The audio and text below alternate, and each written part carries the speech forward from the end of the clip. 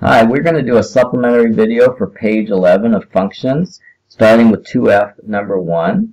Part A, we have this function 3 over x minus 2.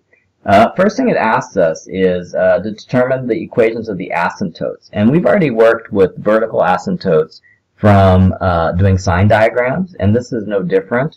What we're looking for with vertical asymptotes is, when does this function become infinity? And it's going to become infinity whenever the denominator becomes 0. So let's look at this denominator and say, when is the denominator equal to 0? The answer is at, and if we add 2 to both sides, we can see that the answer is x equals 2. We have a vertical asymptote at x equals 2 because that is the x value, which is going to make the function f become infinity. Okay. What about the horizontal asymptotes? The horizontal asymptotes, as we talked about in the last video, we find by putting big positive numbers or big negative numbers into the function. Because horizontal asymptotes are approached when the function goes off to the right or goes off to the left. Sometimes it goes like that, sometimes it goes like that, okay? So if you put a really big positive number, like positive 1 billion, in, then you're going to find out what the horizontal asymptote is. Or you're going to put a number like negative 1 billion, and then you're going to see what the horizontal asymptote is on the left side. And it's not always the same on the right and the left. So let's do that. We're going to take a positive big number like positive 1,000, and we're going to put it in. So we're going to say x is equal to 1,000, positive 1,000, and we're going to see what the function equals. The function is going to end up equaling 3 over, and it's 1,000 minus, or a billion minus 2 or whatever. It's basically the same as 1,000. So you got a very small number, 0.003 or something.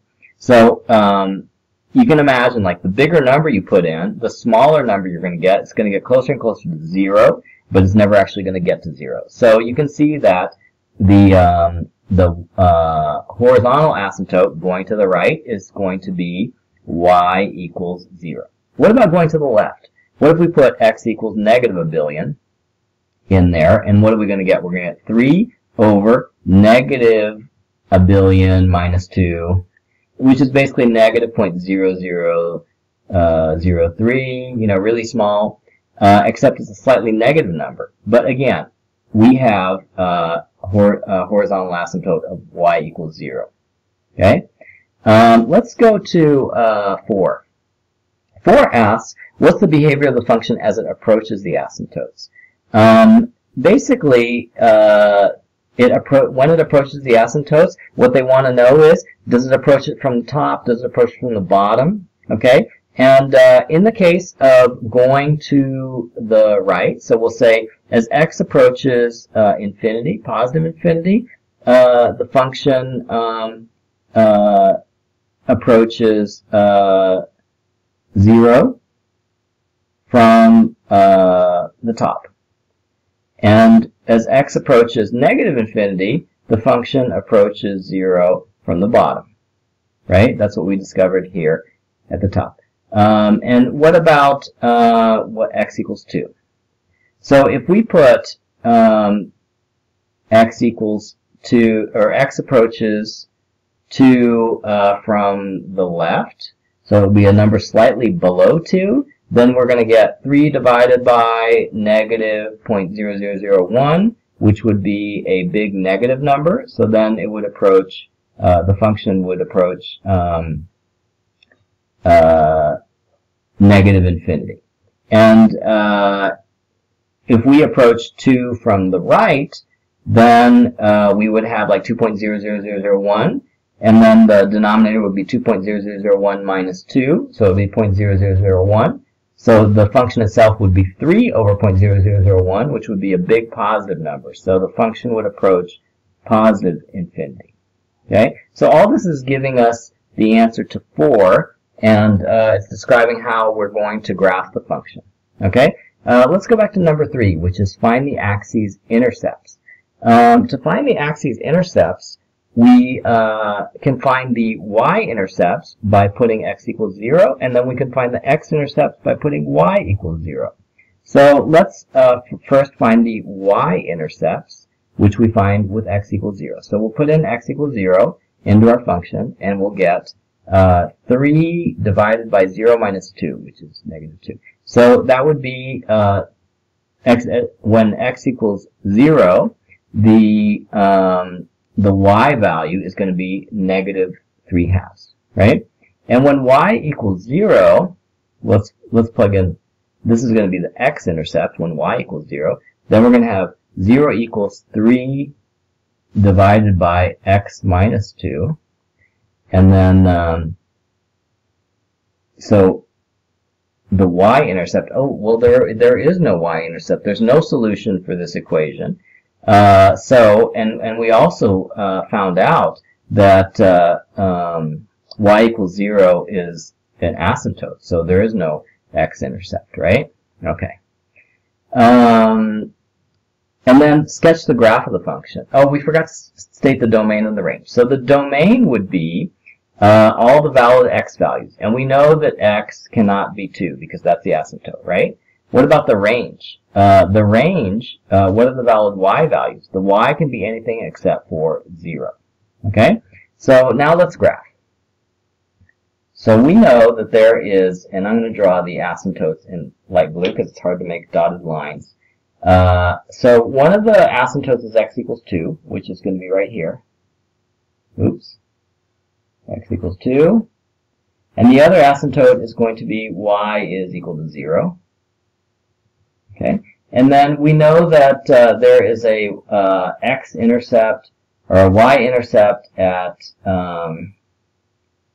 negative 3/2. Y-intercept at negative 3/2. So that would be like right there, right? And so, and we know that as we approach 2 from the left, we're going to negative infinity. And we know that as we go to negative infinity with x, then we are going to y equals 0 from the bottom. So it looks like that.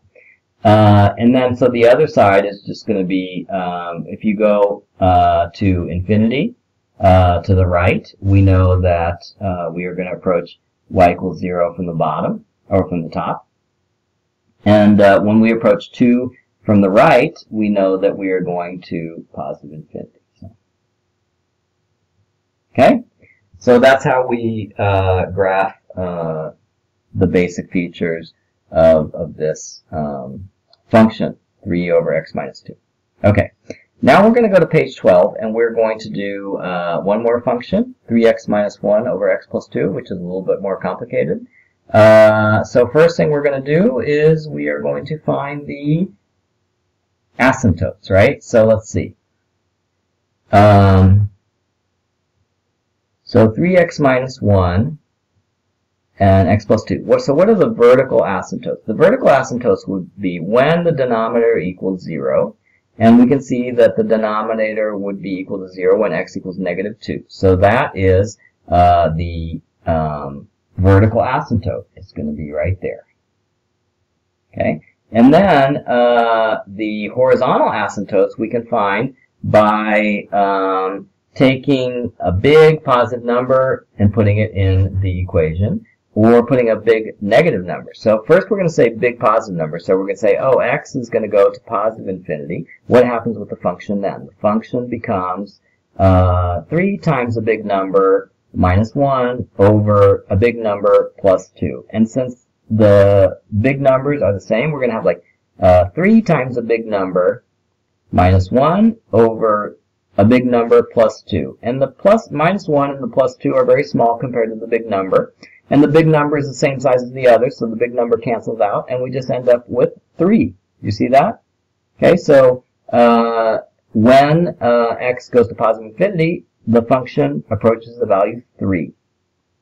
Now, is it approaching 3 from the top, or is it approaching 3 from the bottom? So let's try putting like a medium value, like 300, or like 100 in for x, and see what we get. So we'll have a 300 minus 1 and 100 plus 2. So we'll have a 299 divided by 102. So it's like slightly below 3, right? So it's going to approach 3 from the bottom. Okay. Now we're going to do the same thing, except now we're going to go to the left. So as x approaches negative infinity, what happens to the function? So then we're going to have 3 times a negative big number minus 1 over a negative big number plus 2. And like negative 1 and plus 2 are very small compared to the big numbers, and the negative big numbers are going to cancel out with each other, and so we're still going to get 3. So the function still approaches 3. The question is, does it approach it from the top or the bottom? So let's put in like a smaller number, like we're going to put a negative 100 in. So we'll have 3 times negative 100 minus 1. And then on the bottom, we'll grab negative 100 plus 2.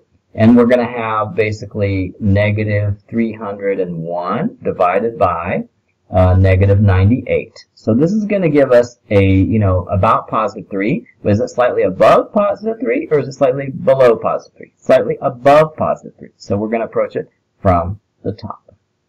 Okay? So now we already know that the horizontal asymptote is at 3. So we'll draw the horizontal asymptote at 3. And we know that if we go to positive infinity, that we're going to approach the horizontal asymptote from the bottom, so it's going to look like that. And if we go to negative infinity, we're going to approach it from the top, so it's going to look kind of like that. Okay, what else can we find out?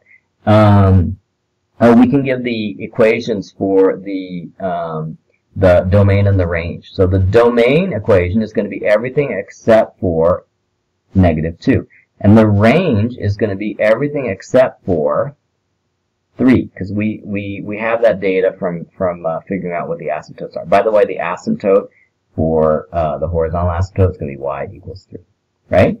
And so we found the domain and the range. What else do we need to do? We need to find the axes intercepts. And remember, the way you find the axes intercepts is you are going to put like if you want to find the y-intercept, what you do is you say x equals 0.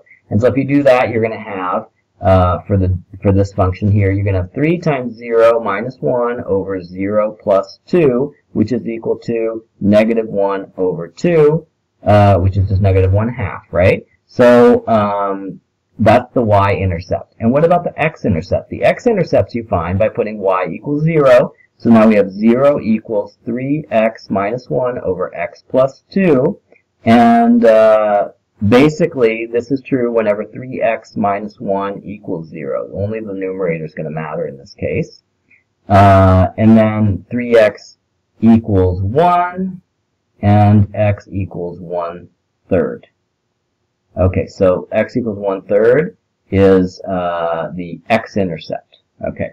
So now let's see if we can draw a better graph. We know that the y-intercept is negative 1/2. So let's see, the y-intercept is negative 1/2. It would be right there. And the x-intercept is 1/3, which is going to be right there. So that kind of lines up with the line that we already drew, right? Okay. What else? What other information can we get?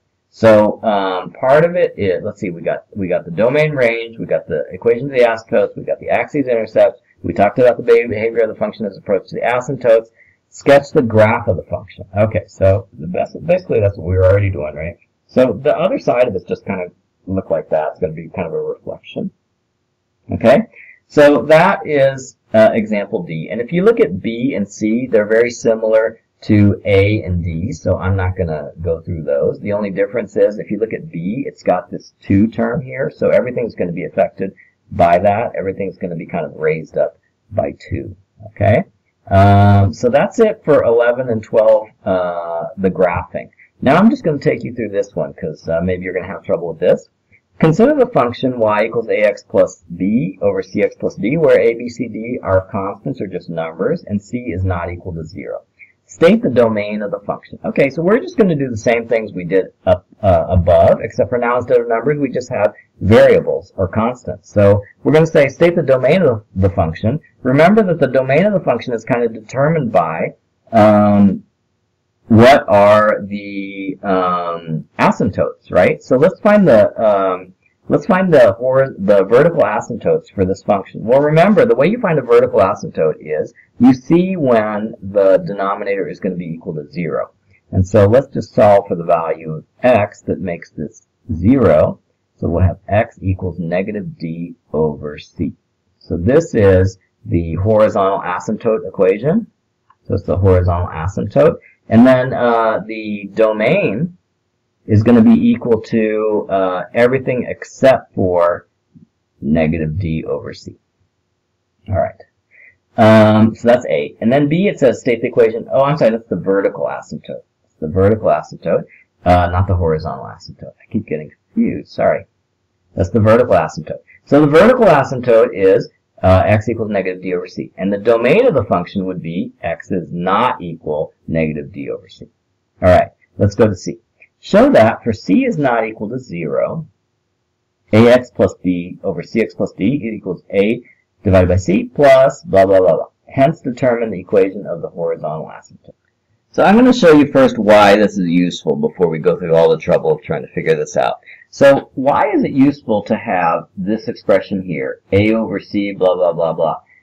Why is that better than this one? Well, it's just to like try to make it more easy to figure out what the horizontal asymptotes are. And the reason why is because let's say that you want to find the horizontal asymptote as x becomes a really big positive number. Then you can see that if you put positive infinity in for x here, that basically this whole term, this blue term here, it'll go to 0, right? Because like the infinity's in the denominator, so it'll be a regular number divided by a huge number. It's going to become 0. So then you can automatically see that the y value is going to go to a over c, right? What if you had x become a really big negative number? Then what happens? Then you're going to have, again, the blue term becomes 0, and y also becomes a over c. Okay? So you can see easily from this form that that the horizontal asymptote is a over c, and that's why it's kind of useful. Okay, so now that we know why this form is useful, let's try to reverse engineer this form from here. And this is really like going to be funky. So basically, to do this, we are going to separate out everything a lot. Okay, so we're going to write the ax plus b very far apart, and then we're going to write the denominator like that, and everything's still the same, right? And then the next thing we're going to do is, do you see this minus AD divided by C here? Well, we're going to add that in. How are we going to add it in? We're going to write minus AD divided by C here. We're going to subtract it here. And then we're going to add it here. Okay, so adding it here and subtracting it here, you can tell that basically we're not doing anything. We're adding a total of 0, right? And then now we're going to do the final step, which is we are going to multiply the ax here by c over c. And if we multiply by c over c, we're multiplying by 1, so we're really not doing anything either. And you're going, man, why are you doing all this weird stuff? You're multiplying by c over c here. You're adding plus AD over C. You're subtracting a minus AD over C. Basically, all this stuff, we're just adding. We're multiplying by 1. We're adding 0. You're not doing anything to the equality. Okay. But now you can see that now we have a ax. We have a over c here, and we have a over c here.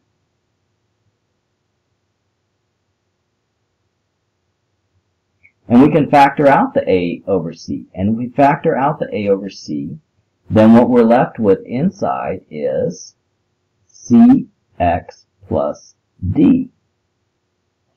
And now you can kind of start to see why we put that in. And now here we have the leftover, which is plus b minus ad divided by c. And it's all divided by cx plus d, right? Okay, so now we can see that if we separate it out, we're going to have a over c times cx plus d for the first fraction, and then we're going to have b minus ad over cx plus d for the second fraction. And now you can see that, hey, you can cross these out, you can cancel them, and so now you end up exactly with the format that we had here, right? A over c plus b minus ad over c. divided by cx plus d, which is the format that is convenient to figure out horizontal asymptotes only. Okay? That's it.